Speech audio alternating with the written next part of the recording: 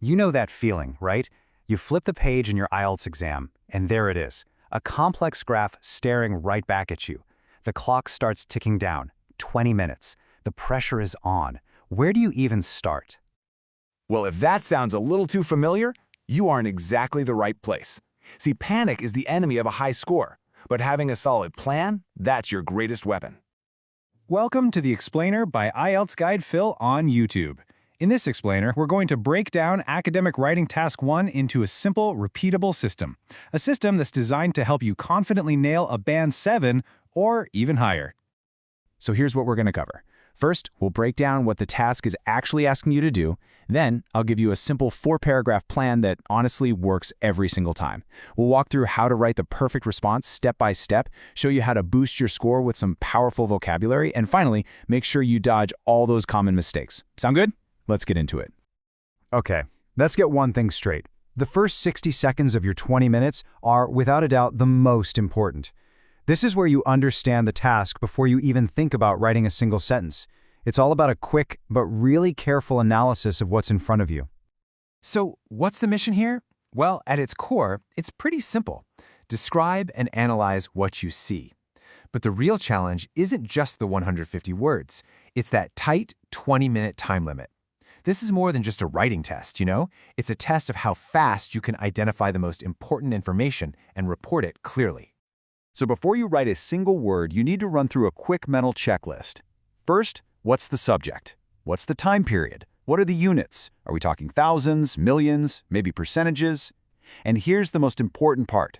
What are the key trends? What's going up? What's going down? Are there any big jumps or weird patterns? Nailing this analysis in that first minute is the foundation for your entire response. Okay, once you've analyzed the graph, you need a structure. Don't, whatever you do, try to make it up on the spot. IELTS Guide Phil recommends a proven 4-paragraph plan that gives you the perfect blueprint for a high-scoring answer every single time.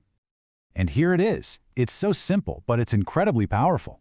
Your introduction, just paraphrase the question. Easy. Paragraph 2 is your overview.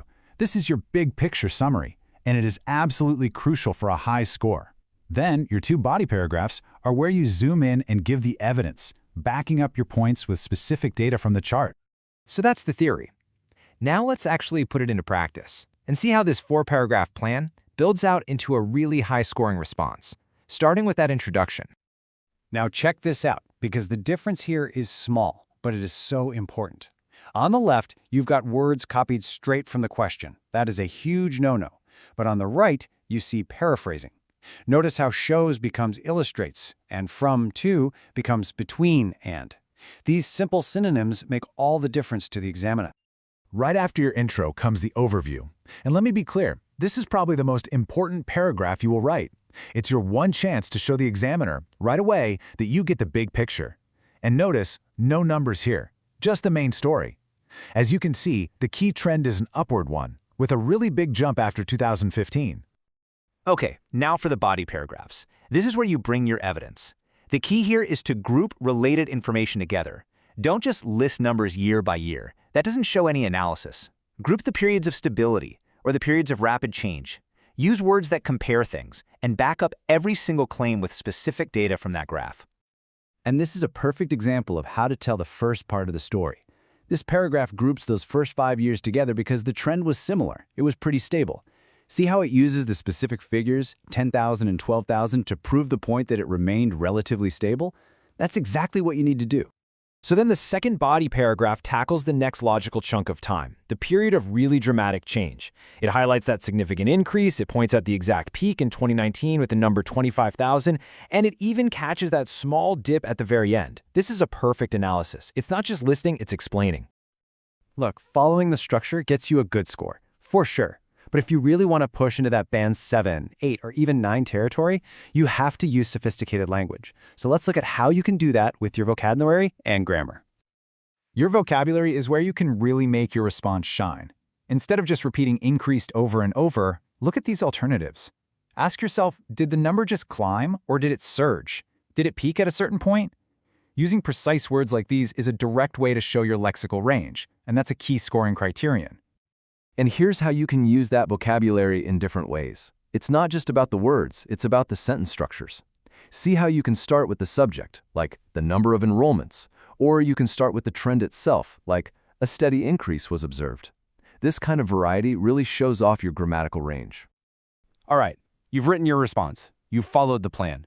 You are almost done. But don't put your pen down just yet. The final 2 minutes are absolutely crucial. They're not for relaxing. They're for securing your score by catching common errors and doing one last quick proofread. These are the classic traps that can cost you precious points. The biggest ones? Giving your opinion. Remember, this is objective reporting, not a blog post. And of course, forgetting that all-important overview paragraph. Without it, it is really, really hard to get a band 7. And obviously, always make sure you're over that 150-word count. So, in those final moments, just run through this checklist in your head. Have I paraphrased the intro? Check. Is my overview clear? Check. Are my body paragraphs supported with data? Have I used a good range of language? A quick scan for typos and a quick word count can easily be the difference between a 6.5 and a 7. So there you have it. With this structure and these tips, you now have a clear path to follow. You can turn that initial moment of panic into a feeling of genuine confidence, knowing you're ready to write a high-scoring response. And hey, if you found this system helpful, your journey doesn't have to stop here. The original blog post that inspired this explainer is linked at IELTSguidephil.com. You can find more explainers just like this on the YouTube channel, listen to deep dive analyses on Spotify, and join the Facebook community for support. All of those links are waiting for you right there in the description. And if you're looking for that direct, personalized feedback to really take your skills to the next level, well, there's a way to get that too. To learn more about IELTS Guide Phil's personalized online writing and speaking coaching service, all you have to do is leave a comment below. Thank you so much for watching, and we wish you the very best of luck with your preparation.